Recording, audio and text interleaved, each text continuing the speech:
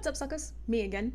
And today you get to watch me play the voodoo lady in literally every gothic thriller ever. And I'm sitting there like, what are you looking all fancy for? Like, what, I'm not allowed to look fancy?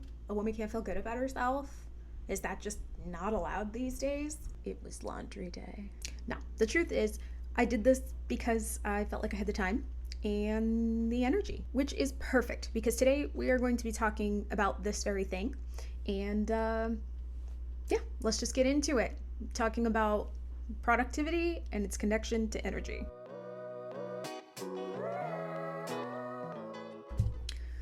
So, just a heads up, but if this video or if my content seems like something that you'd really be interested in keeping up with, please don't forget to like and subscribe. It helps people find me and it helps me find people, and that's extremely important. So please don't forget to do that if you like it. I don't know how long this video is going to be because generally I tend to talk about a bunch of things at once, and today I'm only talking about one thing, but I felt like I've had so many conversations about this.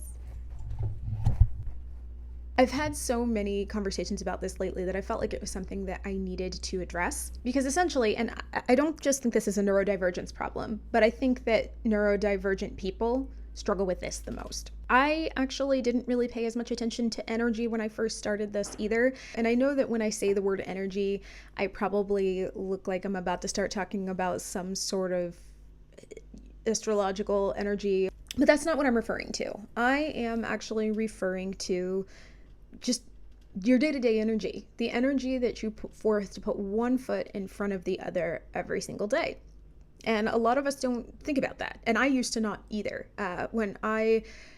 Especially when I didn't work for myself, when I didn't work from home, there was really not much of a thought of what energy you have in order to do things. You really kind of have no choice, right? You have to get that report in, you've got to drive back and forth to work, you have to do this, you have to do that.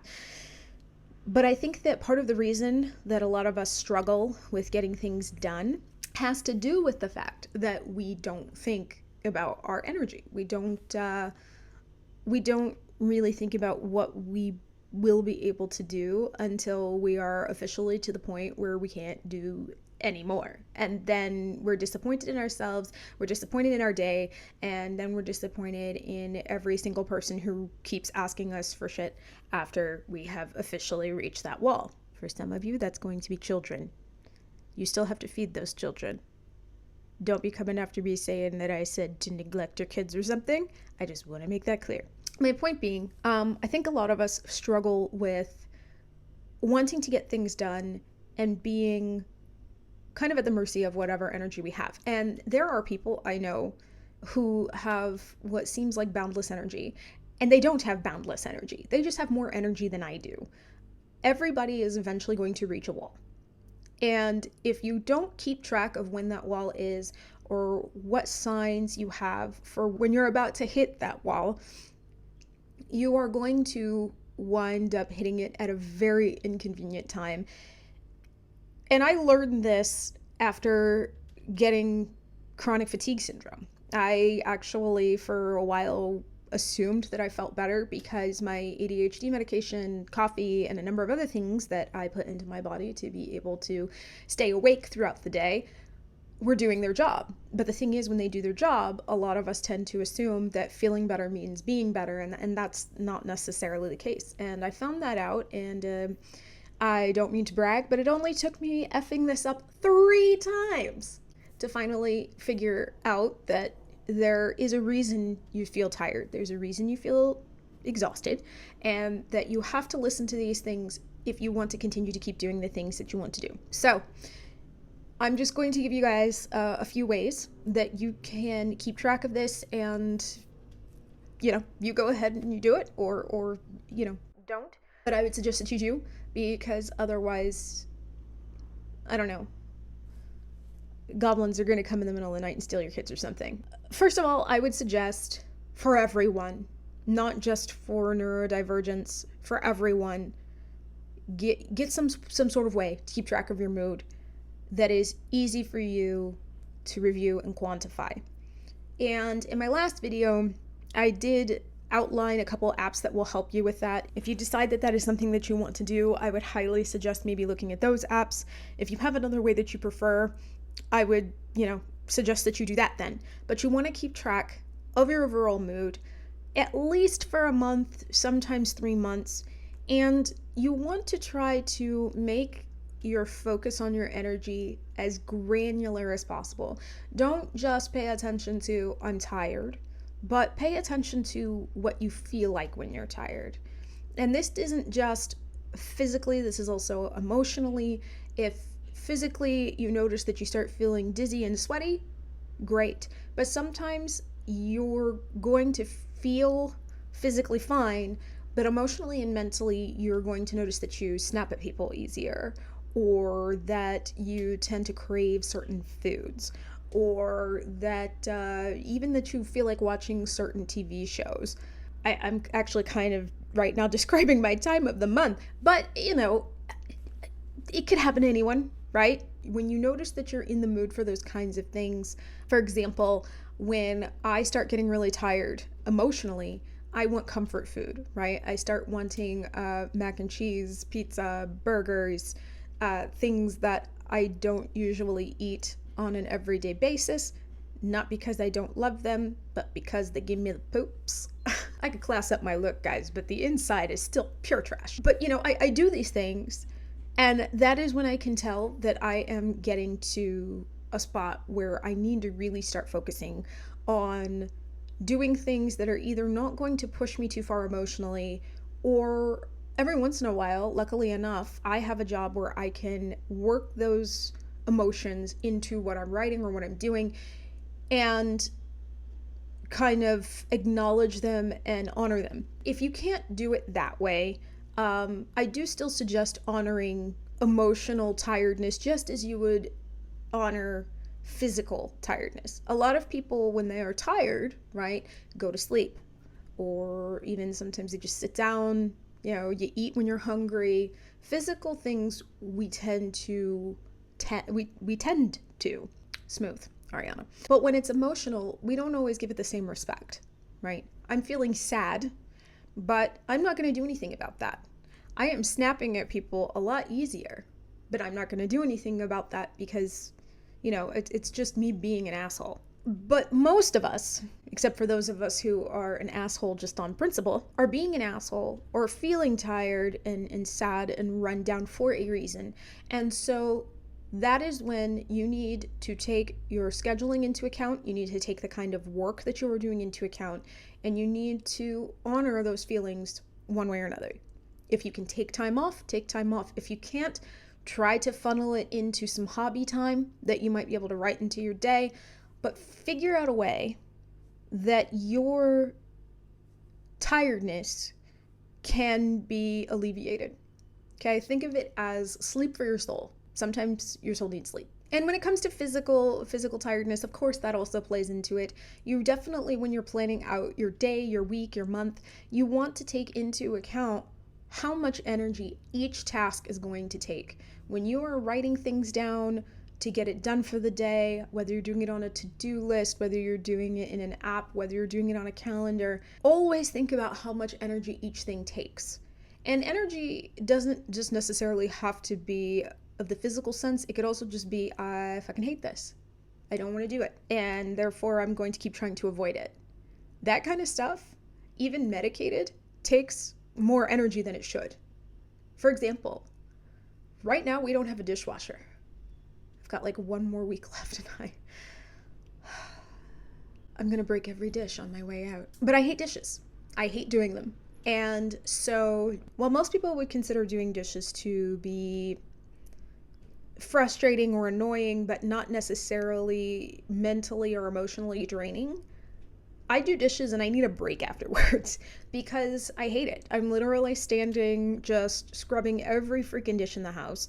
And there is something that is emotionally damaging about washing every dish in the house and then immediately watching your child ruin a dish with a peanut butter jelly sandwich. You kind of want to tell them that they have to eat outside on the lawn from now on because every dish in the house is staying clean for fucking ever. And if this sounds like I have thought of doing this, it's because I have. but I hear that that is frowned upon by society, so I haven't done it yet, but you catch my meaning. So it's emotionally and mentally draining for me. So I generally tend to choose to do dishes either at the end of my day, when I know that there is nothing else stopping me from taking a very long break afterwards, or I tend to try to do it very early on in the day when I have a lot of energy and I know that I can launch from doing that to something else, and it makes it a lot easier for me to do. What I know a lot of people tend to do, and this is why I bring this up, is what they do overall is they tend to kind of just throw things down on a list and then do them in order, or try to do them in an order, and that order tends to be haphazard, and it tends to go off of certain criteria that really isn't going to help much, like, oh, I'm gonna do it in order of time it's gonna take. No. Oh, I'm gonna do it in order of room in the house. No. Oh, I'm gonna do it in order of how much I want to do it so that I stay motivated. No, no, no, no, no, no, no, honey. You don't want to do it that way, because if you do it that way, you're still going to eventually come to the thing that you don't want to do, and you're going to stare at it, and then you're going to avoid it and walk away from it and procrastinate from it, and then you're not going to get it done. So the best way to do it is by energy. Now, some people will say, well, how do I keep track of that? How do I keep track of how much energy something is going to take? You can do it mentally, except I think that it's a little bit too easy for us to get distracted. It's really, really easy to get distracted, to wind up doing the project anyway because you forgot that you decided that you were going to do it in a certain order. So what I suggest you do is you write it down somehow. You either write it in, that planner that's been sitting in the back of your closet for the last 3 weeks that you bought because you thought that this was going to be the one that was going to fix everything for you. You write it on a piece of paper, write it wherever it is that you decide that you're going to write your daily tasks, or that you're going to put your daily tasks. Make sure that when you are writing down that task, that you indicate somehow how much energy you expect it to take. And when you do that, you're going to find that you are going to see a pretty good measurement of how much energy you are using in that day. And I generally suggest not planning things out too far ahead. And I have said that before, but I want to elaborate on that because it's kind of a thin line. I don't think that you should be putting specific times and time limits to things more than 24 hours ahead. But I do think that you should be taking into account when you want to get things done. And here's what I mean. Say that you have a work project, and that work project is due, I don't know, that Friday. I absolutely think that when you are writing down the things that you are going to get done on a Monday, that you make sure that you put on Friday that you plan on having the project done by that Friday. And here's why. When you are figuring out how much energy you have available to you, there is going to be in the back of your head, just by having it there in front of you that you have this project due on Friday, in the back of your head, there will always be this continuous reminder going that you do not want to use up too much energy on other things, because you know that this project on Friday is going to take up a certain amount of energy. And that is going to make sure that you plan things a little bit more realistically. Whereas if you just say, okay, well, I'm not going to plan anything out. I'm just going to go ahead and kind of fly by the seat of my pants and hopefully get this project done by Friday.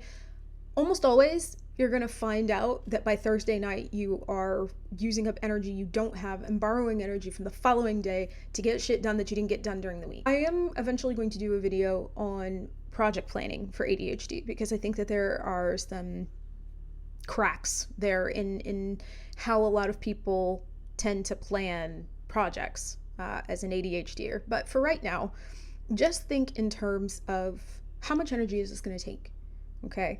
How much energy do I have to spend? And that especially goes for when you're planning things day to day. I know that especially when we first wake up in the morning, we generally tend to kind of go off of, okay, how do I feel? Which is a great way to think, right? But sometimes we get carried away and we start writing these to-do lists that are like 14 things long, and we're like, I'm gonna get all this shit done today, even though we've got like a half battery. We're cell phones now. And like cell phones, we're valuable, we're multifaceted, and we break really easily when dropped from minimum height. But when you think about us from that same mindset, when you think about us with that same battery level, battery life, right?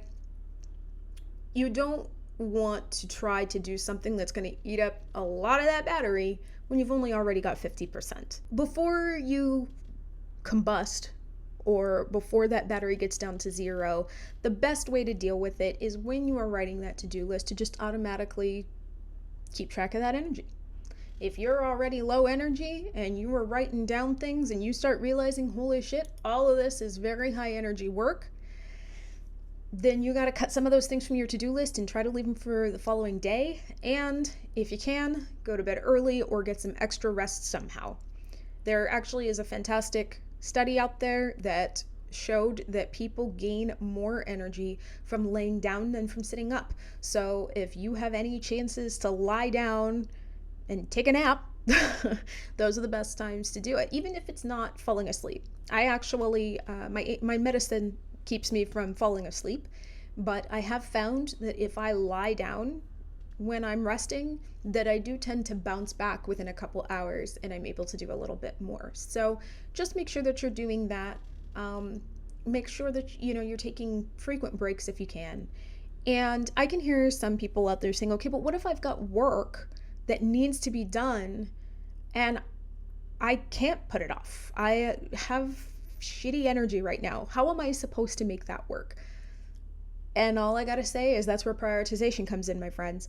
If that's what's happening, then you need to make sure that the shit that needs to get done first gets done first, and you need to take some of the stuff that's on your to-do list that can be moved or cut into smaller pieces and do that. I know that in some situations that's not gonna be possible, right? Like I don't know who would be watching this and thinking that, but maybe like you're a surgeon, right? You can't really be like, I've got no energy today and I've got 5 surgeries to do, but you know what? I can go ahead and leave that liver transplant to tomorrow, or I'll just transplant half the liver and then I'll put like the other half in tomorrow. They'll understand. It's fine. I get it. You can't do it in that case. But then you have to take care of the other half of the equation. That means that you're going to have to give yourself some rest. You have to. Whether that's just sitting and zoning out and taking like a quick nap, sitting up, I don't know. But you're going to have to do something to make sure that you continue to have energy that can be utilized. Because here's the thing, and I said this at the beginning of the video, I don't care if you have the energy of, I don't know, a capuchin monkey with a sole diet of Mountain Dew, Red Bull, and cocaine. I really want to see what that looks like now. I don't care if you're the kind of person who generally feels like you always have energy. Eventually you hit a wall. And when you hit that wall, if you haven't been taking care of yourself and if you haven't been keeping track, you are going to hit that wall at a time where you really can't afford to hit it. It's just like, I don't know, a life rule. It's bullshit, but that's what it is. So with that, I want to leave you with a couple of takeaways. If you get nothing else from this video, I want you to get this. There is nothing wrong with taking care of and guarding your energy. You have to be able to do the things that matter to you. And if that means that you have to make some sacrifices sometimes to be able to have that energy, you're not a bad person. Unless you're like a serial murderer and you have been so tired that you haven't been able to find time to do that. And in that case, please continue to keep expending your energy on other things. But otherwise, it's okay to guard your energy.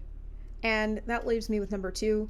If you screw this up, okay? If you are the kind of person who is constantly trying to keep track of what your energy looks like and you're just finding that you can't seem to do it right, and you're always tired and you're always exhausted, and that's okay. Being tired is not being weak. Being tired is not being lazy. Lazy people don't want to get things done. Give yourself some credit and just rest up and try again next time. There are very few things that cannot be fixed by a little time and by learning more about yourself. So good luck out there. That's what I have for you today. If this video helped at all, if this was the kind of thing that you need, please make sure you like and subscribe. And if you want to work together, I am taking new clients. All you have to do is head to the link in the description and I will be happy to meet up with you in an initial consult and see what we can do to get you on the books. With that, thank you very much. Get some rest, drink some water, and I will see you in